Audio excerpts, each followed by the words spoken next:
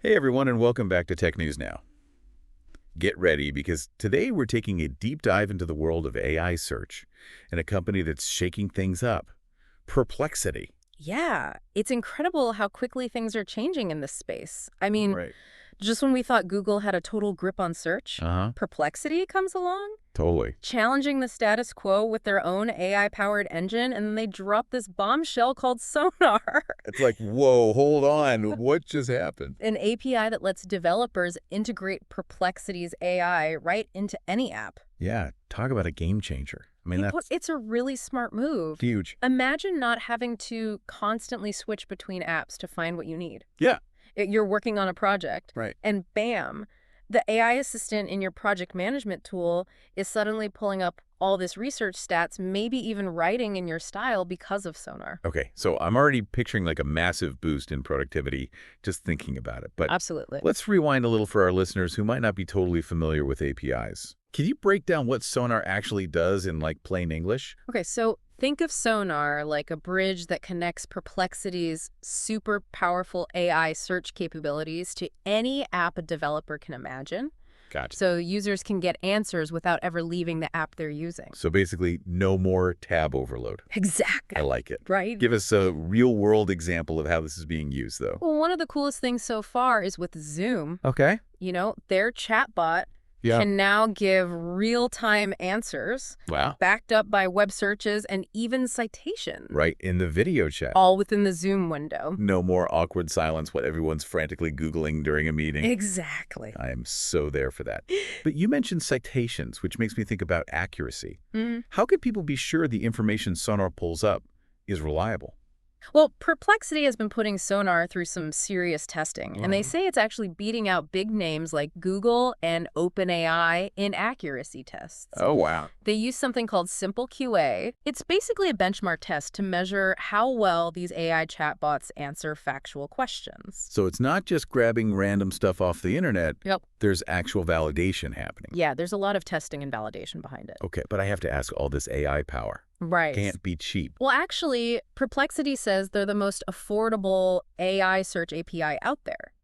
Interesting. They have two tiers. Okay. Sonar, which is their fast and cheaper option for basic searches, Mhm. and then Sonar Pro, Okay. which is made for more complex questions and serious research. Got it. Break it down for us. What's the difference between those two? So both are priced at $5 for every 1,000 searches, Okay. plus a small fee based on how many words are inputted and outputted by the AI. Okay, so kind of like a word count charge. Exactly. Got it. But Sonar Pro, that's the real powerhouse. Okay. It can run multiple searches at the same time to really dig deep for those answers. Mhm. Plus, it gives you twice as many citations. Oh. So you're getting a more comprehensive and well-supported response. I see. Of course, because of that, the cost per word is a little higher. Right. And the final bill can change depending on how many searches it has to run. Okay, so it's like choosing between a quick shot of espresso Right. and a triple shot latte with all the fixings. Yeah, Both will give you that caffeine kick. exactly. But one is for like the really hardcore research sessions. Exactly.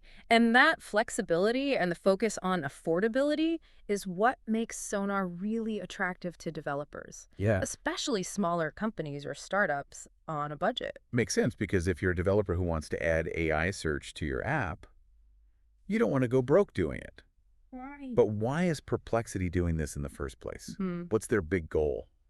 Well, launching Sonar is definitely a strategic move for Perplexity. Yeah. I mean, they're a relatively new company They are. going up against some giants in the search world, Huge giants. right?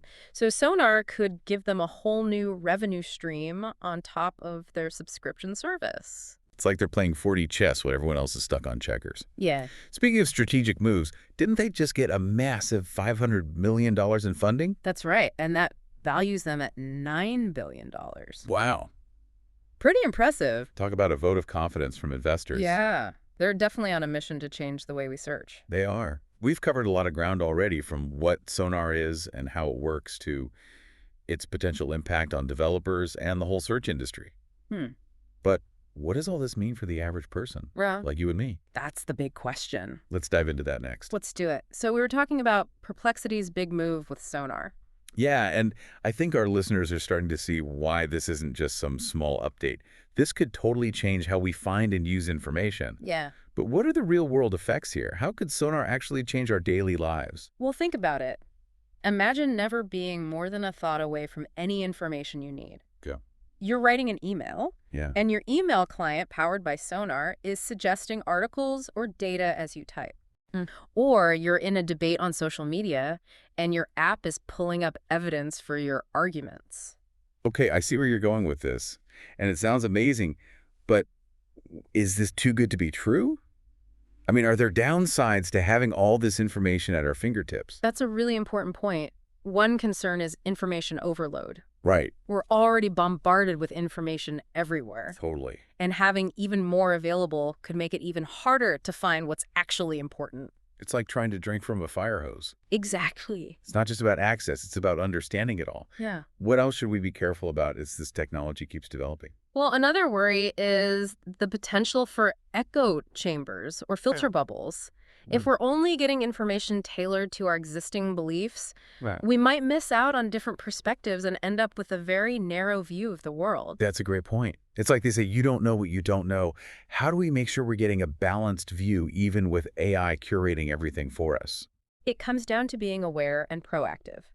We have to be critical about the information we get no matter where it's from. Okay. Double-check sources, look for different viewpoints, and have those healthy debates. Right. Don't just accept anything at face value, even if it comes from a fancy AI. So it's like with any tool, Yeah. AI can be powerful, but we have to use it wisely.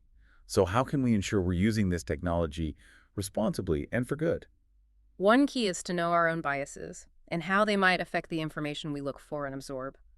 We also need to understand the limitations of AI. Yeah. Even the most advanced systems can make mistakes. Right. And they're only as good as the data they're trained on. So it's not about blindly trusting AI. We still need to think for ourselves, do our own research, and question what we're being told. Yeah. This whole discussion is making me think about the future of search in general. How do you see this changing in the next few years? It's clear we're moving away from the traditional keyword search. The future of search is going to be more conversational, personalized, and integrated into our lives. AI will play a huge role, but it won't replace human curiosity and critical thinking. I feel like we're just scratching the surface here, and this is only going to get more complex and fascinating. What's the one thing you want our listeners to remember about Perplexity and Sonar? The biggest takeaway is that we're on the verge of a huge shift in how we access and interact with information. Yeah. Tools like Sonar are just the beginning. Right. AI will become more and more integrated into our lives. Okay. And it's up to us to make sure we're using it responsibly, ethically, and to our advantage. Those are wise words to live by in this tech world. Okay, we've covered a lot today exploring Perplexity's Sonar API and what it means for the future of search. We're back with tech news now, and, as we dig into this Perplexity Sonar thing, it really feels like we're on the edge of something huge. It does, doesn't it? We talked about the potential upsides, the efficiency, the instant access to info. Right. But I think what's really exciting is how this could even the playing field when it comes to knowledge. Okay, you've got my attention. Tell me more about that.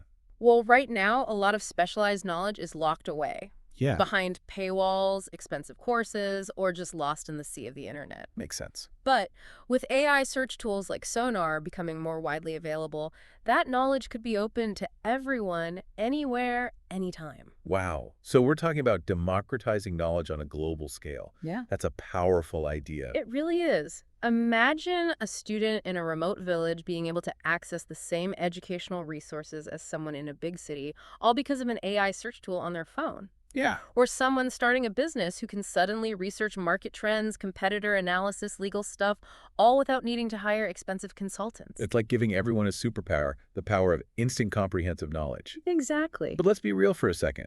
There are some big players in the search game who might not be too happy about this disruption. Oh, for sure. What do you think Google's reaction is to all this? Well, Google's a giant, right?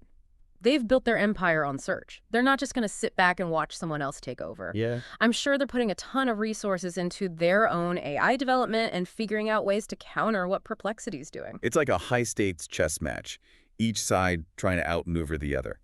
But in the end, who really benefits from this competition? The users, of course. Competition drives innovation, and in this case, that innovation is leading to better, faster, more intelligent ways to find information. Whether it's Perplexity or Google or someone we haven't even heard of yet, the winners are the ones who deliver the most value to the people using their tools. That's a great point. Yeah. So what advice would you give to our listeners who are trying to navigate this ever-changing world of AI search? Stay curious, keep experimenting, and don't be afraid to try new things. Yeah, Keep an eye on how these AI tools are being added to your favorite apps and platforms. That's where things are going to get really interesting. And most importantly, remember, AI is a tool. Like any tool, it can be used for good or bad.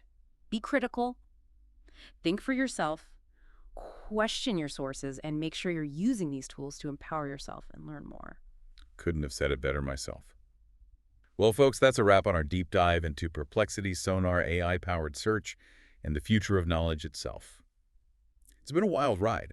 I don't know about you, but I'm feeling excited and maybe a little bit scared about what's coming next. I think that's a good mix. Excitement for the possibilities, but also a little caution as we explore this new territory. Well said.